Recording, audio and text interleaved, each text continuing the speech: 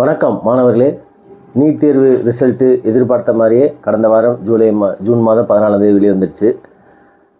எல்லாருமே மேக்ஸிமம் விண்ணப்பிச்சிருப்பீங்க. இப்போ தமிழ்நாடு மெடிக்கல் கவுன்சிலிங்க தமிழ்நாடு மாணவர்களை பொறுத்த மட்டும் ஏற்கனவே தமிழ்நாடு அரசு சொன்னது மாதிரி, அதாவது சுகாதாரத்துறை அமைச்சர் மாசு அவர்கள் சொன்ன மாதிரி ரிசல்ட் வந்ததுலேருந்து 4 அல்லது 5 நாட்களுக்கு அந்த விண்டோ ஓப்பன் பண்ணியிருக்கோம். அதுக்கப்புறம் க்ளோஸ் பண்ணப்படும் அப்படின்னு சொல்லியிருக்காங்க. ஆனால் இந்த வீடியோ போடுற வரைக்கும் என்றைக்கு லாஸ்ட் டேட்டு அப்படிங்கிறது தெரியல. அநேகமாக ஜூன் 19 அல்லது ஜூன் 20 தமிழ்நாடு மெடிக்கல் கவுன்சில் அந்த விண்ணப்பிக்கிறதுக்கு கடைசி நாளாக இருக்கும். அதனால் மாணவர்கள்லாம் விண்ணப்பிச்சிருங்க. கடைசி நேரத்தில் சான்றிதழ் இல்லாட்டினா உடனே கூட வாங்கிடுங்க. இல்லாட்டினா கூட அப்ளை பண்ணிட்டு அப்ளை கூட இது பண்ணிக்கோங்க. சான்றிதழ் கிடைக்கல, சர்டிஃபிகேட் கிடைக்கல அப்படிங்கிறக்காகலாம் அப்ளை பண்ணாமல் இருந்துடாதீங்க. கண்டிப்பாக ஏற்கனவே நம்ம பல வீடியோக்களில் சொன்ன மாதிரி என்னெல்லாம் சர்டிஃபிகேட்லாம் தேவை அப்படிங்கிறத பார்த்துருக்கோம். இப்போ இந்த நீட் தேர்வை பொறுத்தப்பட்டில் என்ன ஒரு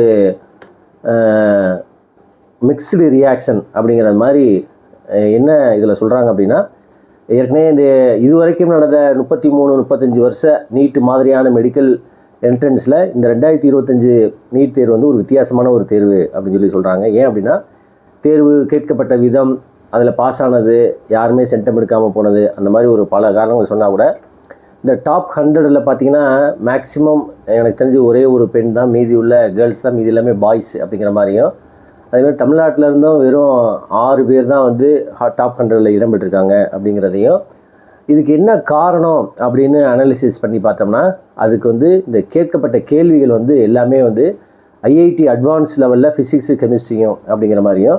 இப்போ இதிலே கூட பார்த்திங்கன்னா, இப்போ தமிழ்நாட்டிலேருந்து செலக்ட் ஆன அந்த அபிஜித், அப்புறம் சூரிய நாராயணன் அப்படிங்கிற அந்த 2 பையங்களுமே சரி, மற்றபடி ஆல் ஓவர் இந்தியாவில் வந்த மாணவர்களுமே சரி, மகேஷ்குமார், இவங்களுடைய ஹிஸ்ட்ரிலாம் பார்க்கல, இவர்கள் அனைவருமே ஐஐடிக்கு தயாரானவங்க, ஐஐடி ஜேஇக்கு தயாரானவங்க.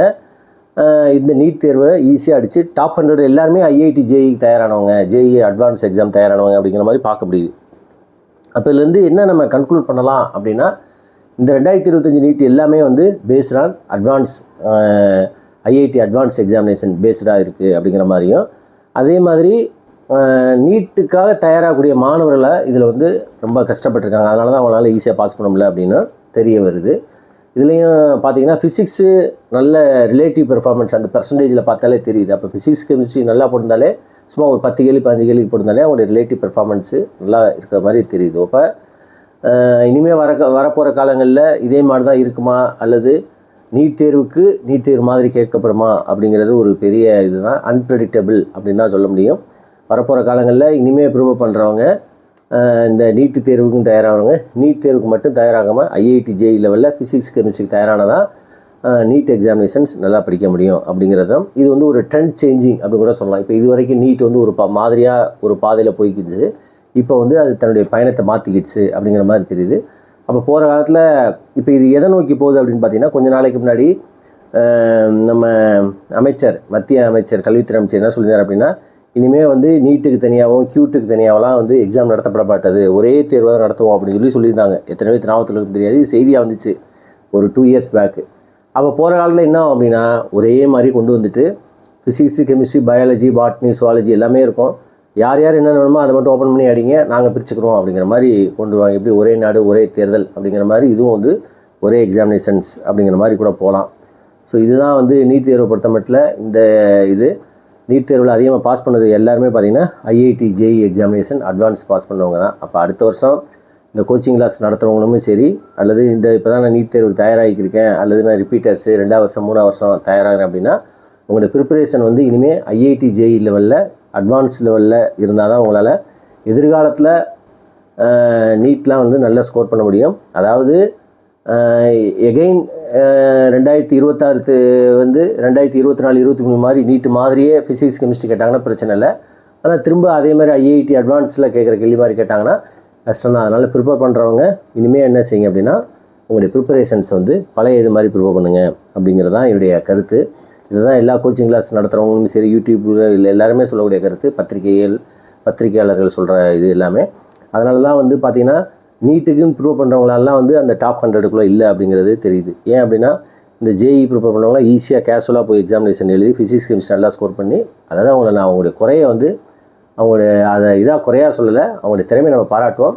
இருந்தாலும் அவங்களால ஏன் ஜெயிக்க முடியுது அப்படின்னா அந்த ஃபிசிக்ஸ் கெமிஸ்ட்ரி வந்து அட்வான்ஸ் லெவலில் தயாரானதுனால தான். அப்போ இனிமேல் நீங்களும் வந்து நீட்டுக்கு மட்டும் தயாராகிறவங்க அந்த மாதிரி ப்ரிப்பேர் பண்ணாமல் இந்த அட்வான்ஸ் லெவல் ப்ரிப்பேர் பண்ணால் தான் கிளியர் பண்ண முடியும் அப்படிங்கிறது.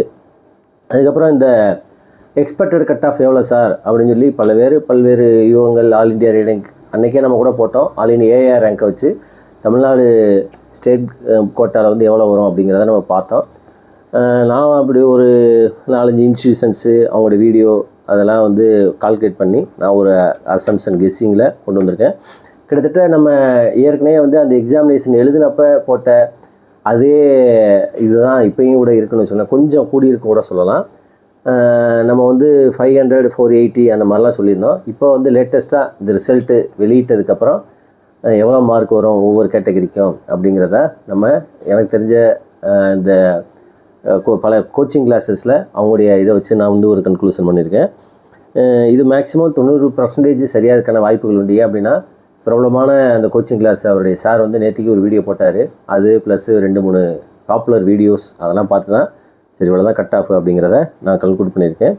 இதில் +2 அல்லது 3 அல்லது 5 வந்து வேரி ஆகிறதுக்கான மாற்றங்கள் உண்டு அப்படிங்கிறதும் நம்ம பார்க்கலாம். அதில் வந்து நான் என்னுடைய அசம்ஷன் கன்க்ளூட் என்ன அப்படின்னு பார்த்தீங்கன்னா, அதாவது தமிழ்நாடு ஸ்டேட் கவுன்ஸ் இது மெடிக்கல் இதில் வந்து இவங்க க்ளோஸ் பண்ணிவிட்டு ரிலீஸ் பண்ணால் தான் நமக்கு வந்து ஃபைனலாக தெரியும். இருந்தாலும் இப்போ உள்ள நமக்கு ஆல் இண்டியா ரேங்கிங் இருக்குது. அதேமாதிரி இப்போ வந்து நம்மகிட்ட மார்க் இருக்குது. இதை பேஸ் பண்ணி தமிழ்நாடு ஸ்டேட் கவுன்சிலில் எவ்வளோ மார்க் இருக்கும், அதாவது ஒவ்வொரு கேட்டகரிக்கும் நம்ம கவர்மெண்ட் காலேஜ் பெறதுக்கு அப்படிங்கிறத பார்த்தா, ஃபஸ்ட்டு ஓசி ஜென்ரல் கேட்டகரி அவங்க வந்து கவர்மெண்ட் காலேஜஸில் எவ்வளோ மார்க் எடுத்தால் உள்ளே போக முடியும் அப்படின்னு பார்த்தீங்கன்னா 540 எடுத்தால் உள்ள அந்த ரேஞ்சில் தான் இருக்கும். இதில் +or -2 or 3 அல்லது 5 இருக்கலாம். ஸோ 5 மதிப்பெண்கள் வித்தியாசம் இருக்குன்னு வச்சுக்கோங்க. அப்போ ஓசியில் வந்து 540 இருந்துச்சுன்னா அவர்கள் கவர்மெண்ட் காலேஜஸில் உள்ளே போகிறதுக்கான வாய்ப்புகள் உண்டு. அதே இது private colleges government quota in private காலேஜஸில் எவ்வளோ இருக்கலாம் அப்படின்னா 490 490 ஓசியை பொறுத்த மட்டும் 540 490 இருக்கிறதுக்கான சான்சஸ் இருக்குது. இதில் +or -2 or 3 சேர்த்துக்கோங்க. ப்ரைவேட் காலேஜை பொறுத்த மட்டும் ஒரு 5 சேர்த்துக்கலாம். அடுத்து பிசி ரெண்டாவது பார்த்தீங்கன்னா பேக்வேர்டு கிளாஸ். அதில் பார்த்தீங்கன்னா 500 மார்க் வரைக்கும் வர்றதுக்கான வாய்ப்புகள் உண்டு. 500 வரைக்கும் நீங்கள் எடுத்துட்டிங்கன்னா கவர்மெண்ட் காலேஜஸில் கிடைக்கிறதுக்கான வாய்ப்புகள் உண்டு. அப்போ நீங்கள் வந்து சார் 498 எடுத்திருக்கேன் சார் பிசி கிடைக்குமா அப்படின்னா சான்சஸ் இருக்குது. உறுதிப்பட்டு சொல்ல முடியாது. ஆனால் ஒரு 506 எடுத்திருக்கேன் சார் பிசி கேட்டகரினா கண்டிப்பாக கிடைக்கிறதுக்கான வாய்ப்புகள் உண்டு. இது பிசியை பொறுத்த மட்டும் 500 mark. Private colleges government quota in private colleges வந்து பார்த்திங்கன்னா 465 465 எடுத்தால் பிசியில் கவர்மெண்ட் காலேஜஸ்ஸு, அதாவது பிசி கேட்டகரியில் government quota in private colleges கிடைக்கிறது. ஸோ 500 465 தான் பிசியை பொறுத்த மட்டும். அடுத்து பிசிஎம் முஸ்லீம்ஸ் அவங்கள பொறுத்த மட்டும் பார்த்திங்கன்னா கவர்மெண்ட் காலேஜில் 493 493 பிசிஎம் இருந்தால் கிடைக்கிறதுக்கு வாய்ப்புகள் உண்டு. அதே இது government quota in private college வந்து 460 460. ஸோ பிசிஎம் பொறுத்த மட்டும் 493 460 கிடைக்கிறதுக்கான வாய்ப்புகள் உண்டு அப்படின்னு எதிர்பார்க்கப்படுகிறது. அடுத்து அதிகமாக எதிர்பார்க்கக்கூடிய தமிழ்நாட்டோட பாப்புலேஷன்ஸ் அதிகமாக உள்ளது எம்பிசி தான். எம்பிசியில் பார்த்தீங்கன்னா 487 இது வந்து கவர்மெண்ட் காலேஜஸ் 487 இருந்தீங்கன்னா 490 இருக்கா சார் எம்பிசி அப்படின்னா கண்டிப்பாக கிடைக்கிறதுக்கான வாய்ப்புகள் அதிகம் இருக்குது. 487 இது கவர்மெண்ட் காலேஜில். அதே சமயத்தில் government quota in private colleges தனியார் கல்லூரிகளில் 455 455 இருந்தால் எம்பிசிக்கு கிடைக்கிறதுக்கான வாய்ப்புகள் இருக்குது அப்படின்னு பார்க்க முடியுது. அடுத்து பார்த்திங்கன்னா ஷெட்யூல்டு காஸ்ட் பட்டியலின மக்கள் அவங்க அந்த கேட்டகரியில் உள்ளவங்களுக்கு கவர்மெண்ட் காலேஜஸ் வந்து 430 கிடைக்கிறதுக்கான வாய்ப்புகள் உண்டு. அதே private colleges government quota in private colleges வந்து 390 390. ஸோ ஷெட்யூல்டு காஸ்ட்டை பொறுத்த மட்டும் எஸ்சியை பொறுத்த மட்டும் 430 390 இதான் அந்த கட் ஆஃப்னு எதிர்பார்க்கப்படுகிறது. எஸ்சிஏ அருந்ததியர் அவங்களுக்கு வந்து 370 கவர்மெண்ட் காலேஜஸ்ஸு 370. ப்ரைவேட் காலேஜஸ் அதாவது government quota in private colleges வந்து 300 கிடைக்கிறதுக்கான வாய்ப்புகள் உண்டு அப்படின்னு சொல்லி எதிர்பார்க்கப்படுது. எஸ்டி ஷெட்யூல்டு காஸ்ட் பழங்குடியினர் மக்கள் இருக்காங்க பார்த்தீங்களா, அவங்களுக்கு கவர்மெண்ட் காலேஜஸ் வந்து 375. அதே ப்ரைவேட் காலேஜஸ் வந்து 300. இதான் வந்து எக்ஸ்பெக்டட் கட் ஆஃபாக எதிர்பார்க்கப்படுகிறது. பிரபலமான கல்லூரி அவருடைய டைரக்டரே நேற்றுக்கு வந்து வீடியோ போட்டார். அதுக்கப்புறம் 2-3 பாப்புலரான வீடியோ இதெல்லாம் பார்த்து தான் வந்து அவங்க எல்லாருமே சொல்லக்கூடியது இதுதான். இதில் +or -2 or 3 வேணால் திருப்பி சொல்கிற பாருங்க. ஃபஸ்ட்டு கவர்மெண்ட் காலேஜஸ், ரெண்டாவது private colleges, government quota in private colleges. ஓசியை பொறுத்தளவுக்கு 540, 490. பிசியை பொறுத்தளவுக்கு 500, 465.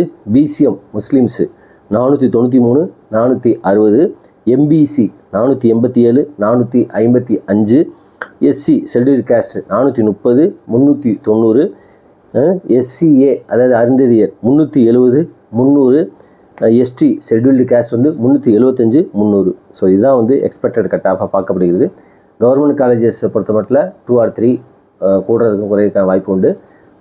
இதை பொறுத்த மட்டும் ப்ரைவேட் காலேஜஸை பொறுத்தளவுக்கு +or-5 இருக்கலாம் அப்படின்னு நிறையா பேர் கமெண்ட்டில் சார் அது கிடைக்குமா சார் இது கிடைக்குமா சார்னு கேட்குறீங்க. இதுதான் கட் ஆஃப், இதுதான் எக்ஸ்பெக்டடு. இதுக்குள்ளே நீங்கள் இருந்தால் உங்களுக்கு கிடைக்குதான்னு பார்த்துக்கோங்க. இது கம்மியாக இருந்தால் சான்சஸ் ரொம்ப கம்மி, குறைவு. அதுக்காக இல்லைன்னு சொல்ல முடியாது. நீங்கள் அதாவது இதெல்லாம் எதிர்பார்க்கிறது தான். இதை நாளைக்கு அதாவது சொல்லுவாங்கள்ல, மழை வரும்னு சொல்லுவாங்க. பார்த்தீங்கன்னா மழை வராமல் போகும். அதுக்கான மெட்ராலஜி டிபார்ட்மெண்ட் கேள்வி கேட்க முடியுமா? அல்லது மெட்ராலஜி டிபார்ட்மெண்ட் சொல்லியிருக்கவே மாட்டாங்க, வானிலை ஆராய்ச்சி மையம். திரும்பி பார்த்தா மழை பெய்யும். அதுக்காக அந்த மாதிரி தான் அவங்க கேள்வி கேட்க முடியாது. அதே மாதிரி தான் இதுவும்.